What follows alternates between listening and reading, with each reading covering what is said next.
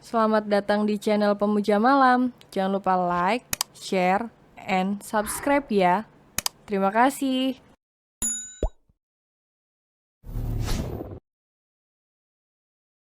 Chapter 2. Bukan wanita dan juga bukan pria.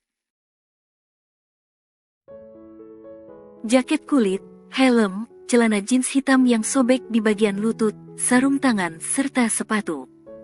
Boots sudah melekat sempurna di tubuh langsing perempuan dengan tinggi badan 160 cm itu. Ara bergegas mengendarai motor kesayangannya melewati jalan raya yang tidak terlalu padat menuju base camp favorit ia dan teman sebayanya. Aku akan terlambat bila tidak cepat, gerutu Ara di atas motor sambil menambah kecepatan motornya. Tanpa sadar ia melewati genangan air di jalan yang sedikit tidak rata hingga membuat cipratan dan mengenai pakaian seorang pria yang entah dari mana tiba berada di dekat genangan tersebut. "Hei, apa kamu punya mata?" teriak si korban yang tidak lain adalah Dilano dan Warta yang sedang berdiri di dekat mobil yang berhenti di pinggir jalan. Melihat sang pengendara motor tidak peduli secepat kilat, Dilano mengambil sebuah batu yang kebetulan ada di dekatnya. Lalu melempar sekuat tenaga ke arah pengemudi kendaraan roda 2 yang sudah berani mengotori pakaian mahalnya. Batu berukuran sekepal tangan itu mengenai tepat pada helm Arabella. Untung saja Arabella tidak jatuh. Gadis itu mengerem tiba-tiba. Ulah siapa ini? Ara menoleh ke belakang. Seorang pria dengan tatapan tajam terlihat berdiri dengan muka masam ke arahnya. Ara turun dari motor dengan wajah tak kalah kesal. Sebenarnya ia tidak ingin peduli karena bisa ia terlambat untuk balapan dengan teman nongkrongnya. Ara berjalan dengan santai ke arah pemuda itu tanpa membuka helm, ia hanya membuka kaca helmnya saja. "Siapa dan apa maumu?" tanya Ara. Dia terlihat seperti perempuan tapi gayanya, aku kira dia laki. Lano bergumam dalam hati. Dia pikir tersangka yang melakukan hal menyebalkan padanya adalah seorang pria, ternyata dari suaranya pengemudi motor besar itu adalah perempuan. "Cepat katakan, aku sudah telat. Lihat apa yang kamu lakukan dengan bajuku." Lano menunjuk pakaiannya yang kotor terkena cipratan air yang berwarna kekuningan. Tatapan Ara menjurus ke pakaian pria berkulit mulus di depannya. Mata gadis itu meneliti raga nyaris sempurna pria yang masih memasang wajah masam padanya. Dia terlalu mulus untuk ukuran seorang pria. Dalam hati Ara begitu geli dengan pria yang bahkan jauh lebih mulus dari dirinya yang notabene-nya adalah perempuan. "Aku akan mengganti pakaianmu yang kotor. Kamu pikir mampu membeli pakaian seperti ini?" "Sudahlah, yang penting aku sudah mau bertanggung jawab, lagi pula aku tidak sengaja." "Mau atau tidak, sudahlah. Aku tidak mau memakai baju sembarangan." Lano menghela napas. Sungguh sial nasibnya hari ini. Terjebak macet, ban mobil bocor dan sekarang ia harus pulang dengan pakaian bau dan kotor. "Aku bukan orang yang tidak bertanggung jawab. Apa kamu butuh bantuan? Sepertinya mobilmu mengalami kerusakan." Ara melihat mobil hitam yang berhenti dengan ban yang terlihat tak ada angin. "Apa mau aku antarkan? Di mana rumahmu?" tawar Ara. "Tidak usah, sopirku sedang mencari tukang bengkel." "Apa kalian tidak punya ban cadangan?" Lano tak menjawab, ia malas meladeni orang yang terlalu banyak tanya. Ayo ikut aku, ganti pakaianmu setelah itu aku akan mengantarmu. Ara mencoba menawarkan bantuan lagi. Entah kenapa ia merasa kasihan melihat pria itu sendirian menunggu, lagi pula ia harus bertanggung jawab. Karena sudah mengotori baju lelaki yang bisa Ara lihat dari luar bahwa dia pasti anak dari keluarga tajir melintir. Tidak perlu, Lano hendak masuk ke dalam mobil. Namun Ara dengan cepat menarik tangan laki itu. Bukan Ara bila menyerah sebelum berusaha. Jangan seperti bocah, ayo ikut aku.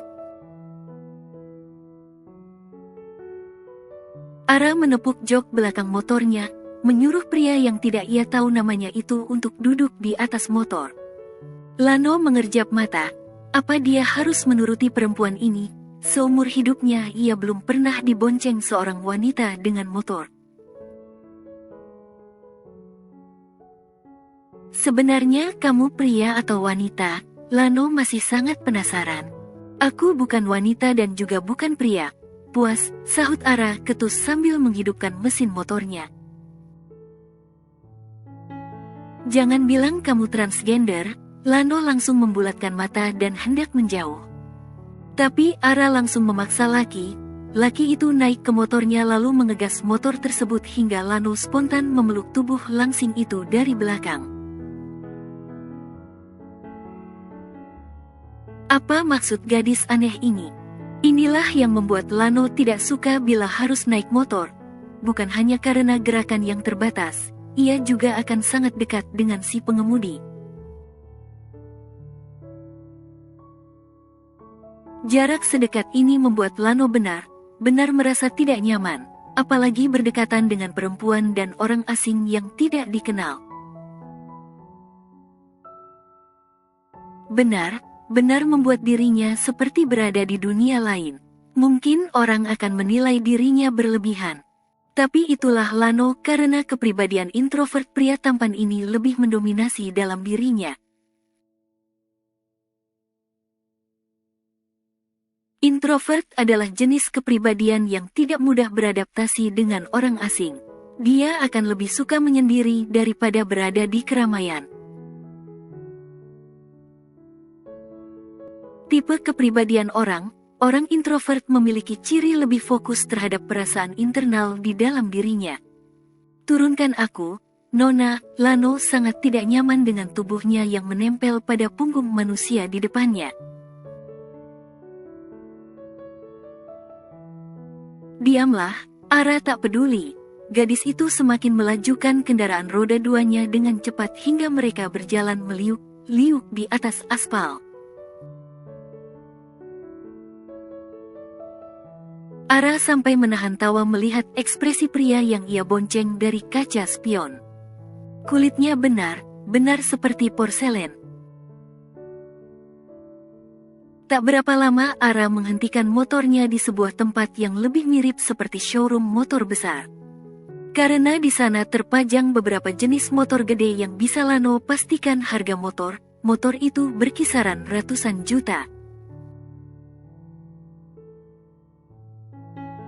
Ayo masuk, ajak Ara pada pria yang masih tidak mengerti bahwa dia bisa dengan mudah percaya pada orang asing.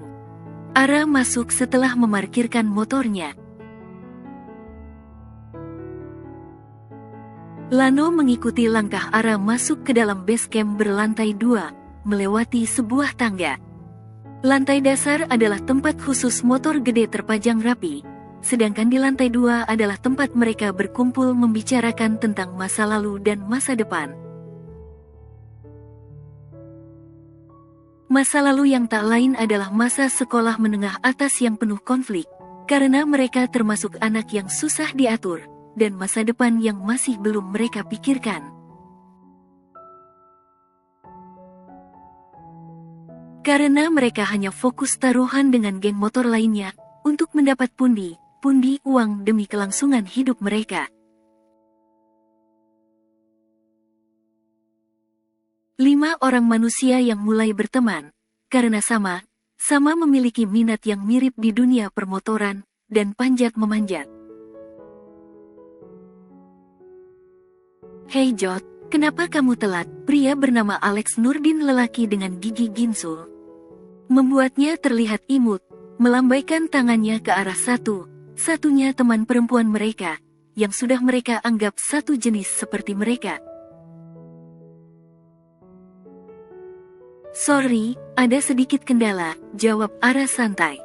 Melihat seorang pria yang tidak mereka kenal berjalan di belakang Arabella membuat 4 pria dengan warna kulit yang berbeda dan sedang berada di ruangan tersebut terkejut. Pasalnya ini pertama kali mereka melihat seorang pria yang terlihat normal dari ujung kaki sampai ujung kepala dekat dengan si tomboy. Siapa yang kamu bawa? Tanya pria berkulit sawo matang dengan rambut jabrik dan memiliki senyum manis bak gula Jawa. Namanya Baim Long. Biasa dipanggil M. Aku tidak tahu siapa namanya. Berikan dia pakaian bersih.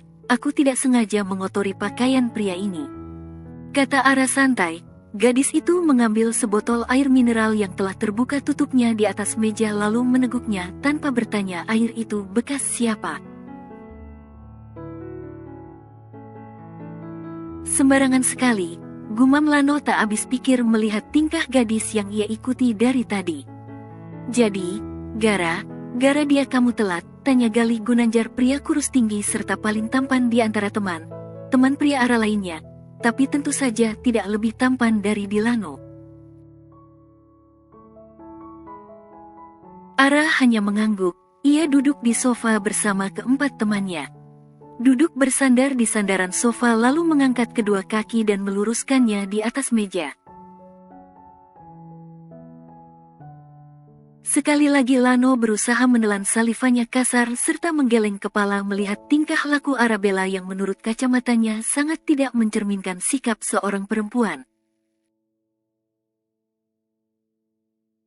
Bara Pamungkas, si pemilik base camp, berdiri lalu membawa Lano menuju sebuah kamar pribadi di dalam tempat tersebut. Ayo ikut aku, kata Bara, si anak paling tajir dari mereka berlima. Tapi sampai saat ini masih bingung ingin jadi apa setelah selesai kuliah. Sama seperti temannya yang lain, hanya bangunan berlantai 2 ini yang ia minta pada sang ayah sebagai tempat ia mencari nafkah. Jual beli motor besar lumayan menguntungkan untuknya saat ini, padahal bisa saja ia menjadi CEO. Karena sang ayah adalah owner sebuah perusahaan yang bergerak di bidang furnitur. Lano mengikuti Bara di belakang. Sesekali melirik tempat yang baru pertama kali ia lihat. Apa tidak ada baju lain? Tanya Lano karena ia tidak suka dengan baju kaos bergambar tengkorak dan celana jeans robek di sana-sini yang diberikan Bara. Pakai saja yang penting bersih. Kamu pria, kan? Bara melirik Lano dari atas sampai bawah. Aku rasa kalian jauh lebih muda dariku. Tapi kenapa sikap kalian tidak sopan sekali? Lano bergumam dalam hati tapi masih ia tahan karena ia tidak ingin berlama-lama berada di sini. Bara keluar dari kamar supaya Lano bisa berganti baju. Lelaki yang hanya berusia lebih tua 2 tahun dari Arabella itu kembali ke sofa bersama teman-temannya. Dari mana kamu temukan pria itu? Jot, kayaknya dia anak orang kaya, tanya Bara sambil duduk di sebelah Ara. Di jalan, mobilnya bocor, aku kasihan jadi aku bawa saja, nanti aku akan mengantarnya. Ara mengambil rokok dari kantong celana Bara, menjepit benda kecil itu di bibirnya. Korek, meminta korek api pada Bara. Berhenti merokok, Ara, nanti kalau papa kamu tahu kita ngizinin kamu ngerokok bisa kita ditembak papa kamu. Galih Gunanjar menasehati. Papa tidak akan tahu kalau tidak ada yang kekasih tahu. Cuek Ara, ia tetap menikmati benda berasap itu dengan santai. Karena kamu telat, balapan hari ini kita semua tidak ikut. Baim membuka obrolan yang sempat tertunda. Gagal dapat duit banyak kita hari ini, padahal taruhannya pasti banyak.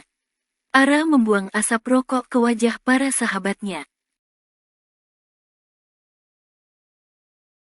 Uhuk, Lano mengibas-ngibas asap rokok yang dikeluarkan Ara dari mulutnya. Lano memang tidak suka bau asap rokok. Pria pembersih itu tidak suka dengan benda kecil tapi beresiko besar bagi tubuh penikmatnya. Kamu merokok? Kaget Lano melihat Ara merokok. Duduk, setelah rokok ini habis aku akan mengantar kamu pulang. Ara tak peduli dengan wajah terkejut lelaki berkulit terawat itu. Jangan hiraukan dia setengah perempuan, ledek Baim. Antarkan aku pulang sekarang. Lano benar tidak nyaman berada berlama-lama di tempat itu.